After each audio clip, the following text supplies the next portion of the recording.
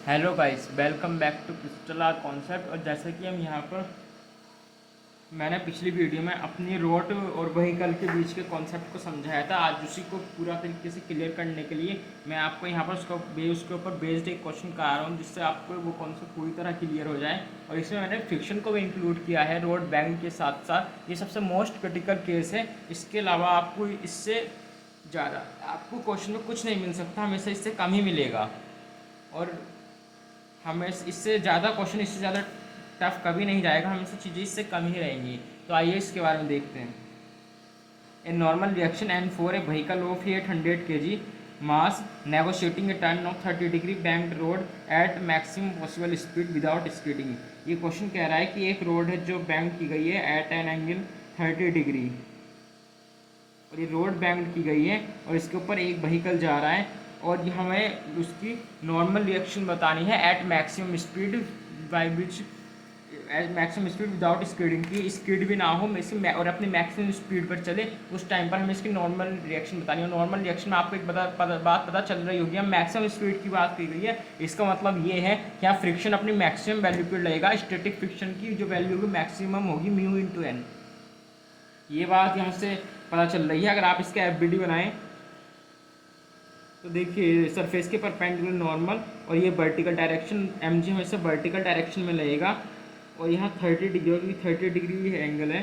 तो यहाँ देखिए एन कोस 30 और इस डायरेक्शन में एन साइन 30, जो सूडो फोर्स को बैलेंस करने के लिए आया होगा, जो कि फ्रिक्शन भी दिया गया है। तो फ्रिक्शन भी, इसका अर्थ है कि फ्रिक्शन भी आएगा। फ्रिक्शन और एन साइन थीटा दोनों मिलकर इस सूडो फोर्स को बैलेंस करेंगे। और क्योंकि एन साइन थीटा है फ्रिक्शन की हेल्प करने के लिए आता है, उसमें ये समझाते टाइम मैंने आपको बता दें फ्रिक्शन की हेल्प करने के लिए आती है। यहाँ अक्सर कभी कभी रोड को स्मूथ बोल देते हैं, इसलिए हम ये मानकर सॉल्व कर लेते हैं, नहीं तो फ्रिक्शन भी आता ही है। वो तो आइडियल कंडीशन कभी कभी मेन समय दे देता है।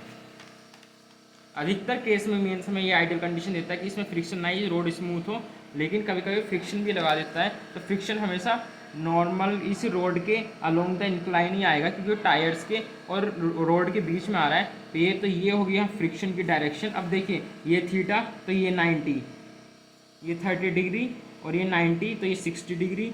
और चूँकि ये 60 डिग्री इतना, ये 60 डिग्री। अब देखिए ये 90 पूरा, ये 90, ये 60 डिग्री, तो ये 30 डिग्री। तो यहाँ पर एक और फोर्स आएगा प्लस एफ कोस 30, और नीचे को आएगा एफ साइन 30। मैंने इसके भी कंपोनेंट कर दिए। अब देखिए हमें नॉर्मल रिएक्शन बतानी है। अब देखिए ऊपर भी बैलेंस है और इस डायरेक्शन में बैलेंस है। पहले वर्टिकल डायरेक्शन में बैलेंस करते हैं, इन वर्टिकल डायरेक्शन।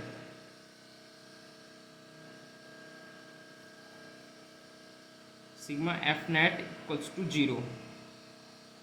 तो यहाँ पर एन कोस 30, देखिए एन कोस 30 ने यहाँ पर M G plus F sine 30 दोनों को ही बैलेंस कर रखा है। और यहाँ पर जो एन कोस 30, आप देखें फ्रिक्शन की मैक्सिमम वैल्यू आएगी, क्योंकि उन्होंने मैक्सिमम पॉसिबल स्पीड बोला था। यहाँ म्यू इंटू एन ही आएगा, तो यहाँ पर म्यू इंटू एन साइन 30। तो यहाँ अब देखिए म्यू इंटू एन साइन 30 को हम इधर लाए तो माइनस में हो गया, और यहाँ से एन को अगर हमने कॉमन निकाला cos 30 minus mu N sine 30 बराबर एम जी।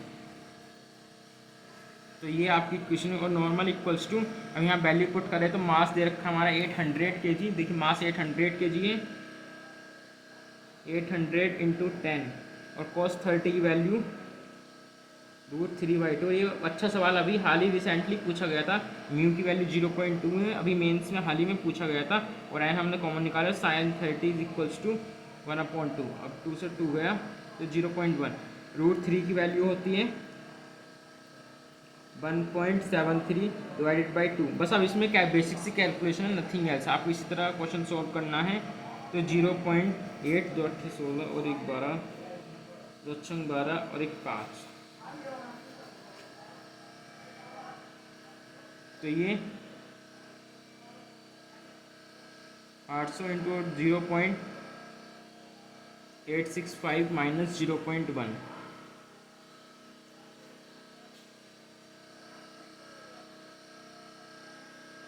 तो ये आपको सॉल्व करना है और ये आपका आंसर है। अभी हम यहाँ से 0 हटा दें, 0 यहाँ से हटाएं तो यहाँ 10 की पावर 3 जाएगा और यहाँ 1 पॉइंट समथिंग कुछ आंसर आएगा।